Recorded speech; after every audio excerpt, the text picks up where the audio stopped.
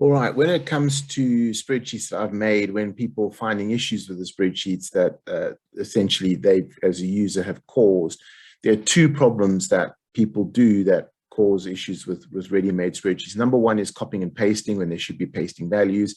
There's another video about the different paste options. The second thing is when they move cells, and what you have to understand when you move a cell in Excel, well, I'll show you what I mean by moving a cell. It's not just moving data, it's actually moving the cells, so that things that are attached to that will then become a problem.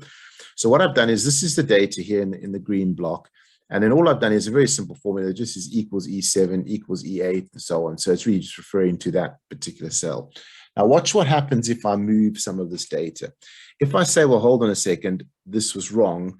That one there, that 8, or in fact, let's just clear that for now. If I say this 8, oh, I put in the wrong line, I should have put it one line down, then what people will often do is they'll go there, they'll grab that, they'll drag it down, and they'll move it over there. Now, immediately you've noticed that cell's no longer green, because what you've done is you've dragged the formatting from that cell down to here.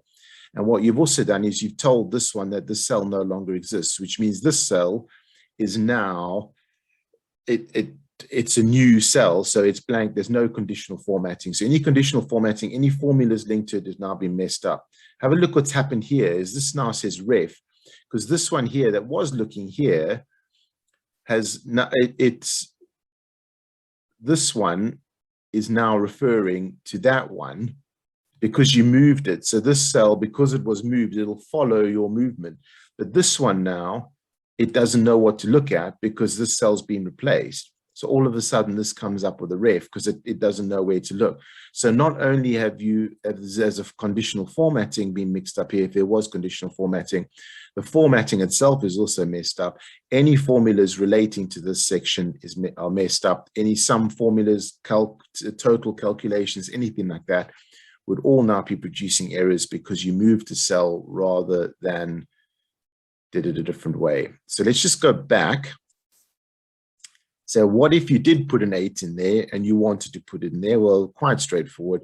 Just type it in there and clear it from the other one.